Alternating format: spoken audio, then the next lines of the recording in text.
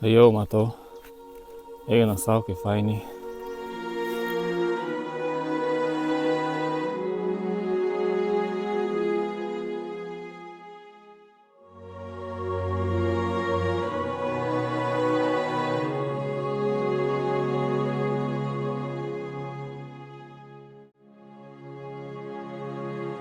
O čia jau sugriuvo.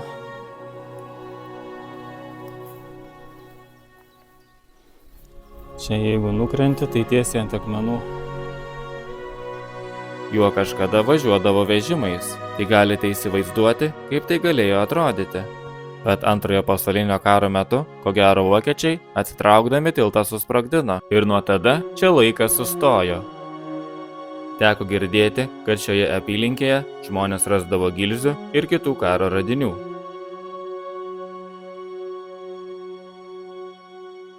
Persikėlus per upelį ir einant toliau, būtų įmanoma pamatyti dar vieną įdomų objektą, kuris taip pat turi įdomią istoriją. Nabristi per vandenį tikrai nenoriu. Reikės ieškoti geresnio būdo, kaip persikelti kitą pusę.